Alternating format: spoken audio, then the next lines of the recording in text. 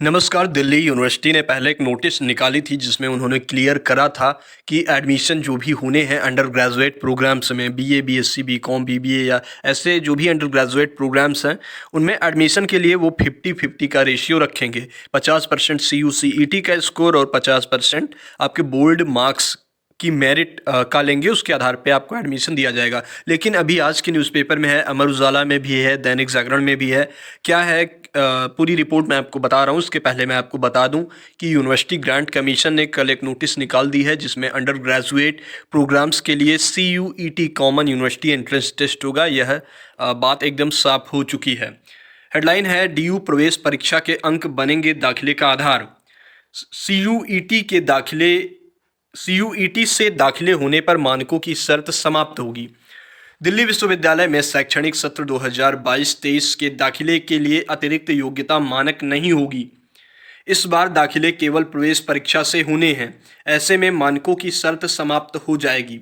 सिर्फ प्रवेश परीक्षा कॉमन यूनिवर्सिटी एंट्रेंस टेस्ट में प्राप्त अंक ही दाखिले का आधार बनेंगे। बीते साल तक कट ऑफ से दाखिले में कॉलेज अतिरिक्त योग्यता न्यूनतम योग्यता मानक लगाते थे। DU की स्टैंडिंग कमेटी ने इन प्रस्तावों को मंगलवार को होने वाली अकादमिक परिषद की बैठक में मंजूरी देने के लिए लाया जा रहा है।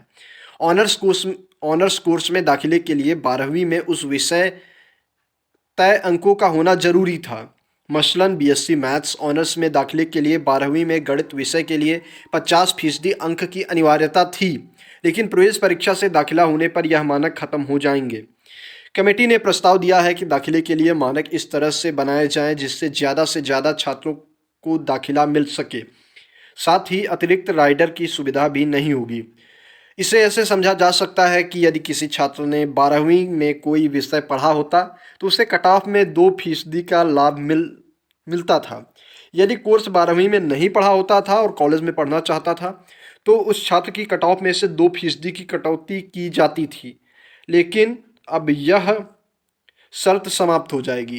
विद्यार्थी उन्हीं विषयों के लिए CUET परीक्षा दे सकेगा जिन्हें उसने 12वीं में पढ़ा हो। यदि CUET की लिस्ट में 12वीं से पढ़ा विषय शामिल नहीं होगा तो उसे उस विषय के लिए परीक्षा देनी होगी जो कि 12वीं के उसके विषय से मिलता जुलता होगा। मसलन छात्र ने 12वीं में बायोकेमिस्ट्री की पढ़ाई की है तो उसे CUET में बायोलॉजी के लिए बैठना होगा।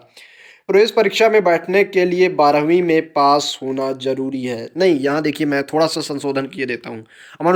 अमर उजाला ने स्पष्ट लिखा है कि प्रवेश परीक्षा में बैठने के लिए 12वीं में पास होना जरूरी है, लेकिन ये यहाँ पे थोड़ी सी दुविधा हो सकती है। ऐसा बिल्कुल नहीं है। जो विद्यार्थी 12th में है, अभी एग्ज़ाम नहीं हुआ है, एग्ज़ाम डेट शीट आई है या वो भी नहीं आई है, उसकी कोई बात नहीं है। अगर आप 12th में हैं, क्लास 12th के अगर आप स्टूडेंट हैं, आपको इस साल बोर्ड परीक्षा देनी है या आपने बोर्ड परीक्षा दे ली है, तब भी आप CUET के लिए अप्लाई कर सकते हैं।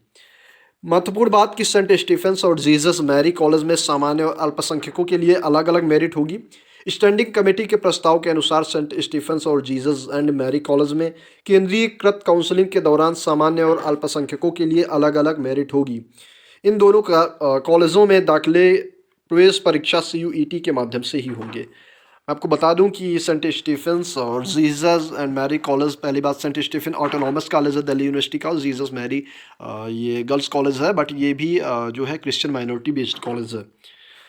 ऐसे होगा कोर्स के लिए कॉम्बिनेशन। कोर्स का कॉम्बिनेशन समझ लीजिए, BSc honours biological science, BSc honours botany और BSc ऑनर्स जूलॉजी के लिए प्रस्तावित योग्यता है फिजिक्स, केमिस्ट्री, बायोलॉजी होनी चाहिए या बायोलॉजिकल स्टडी व बायोटेक्नोलॉजी की ही रहेगी। प्रवेश परीक्षा की मेरिट इन विषयों के कॉम्बिनेशन से प्राप्त CUET स्कोर पर आधारित होगी।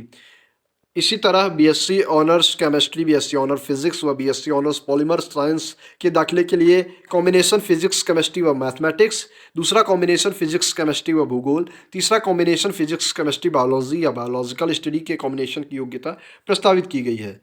यह कुछ कोर्सेज के लिए कॉम्बिनेशन दिए गए हैं, इसी तरह से अलग अलग कोर्सेज के हिसाब से कॉम्बिनेशन जोड़े गए हैं।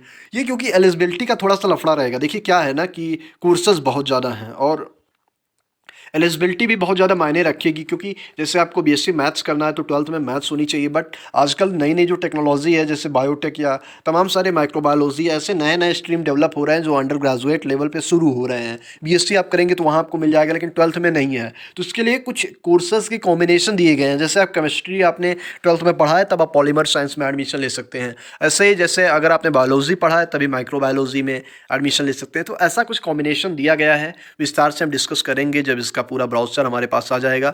बाकी लेकिन कॉम्बिनेशन का आप ध्यान रखिए, उसी के अकॉर्डिंग तैयारी शुरू कर लीजिए। अप्रैल के फर्स्ट वीक में फॉर्म आ रहा है डीयू में एडमिशन के लिए। बस यही है कि आपका सीयूईटी के दाखिले जो है इसके स्कोर के आधार पर ही होंगे, तो डीयू के जो भी एस्पिरेंट्स हैं उसको विशेष ध्यान में रखें, उसी के अकॉर्डिंग ये करें, तैयारी अपनी जारी रखें।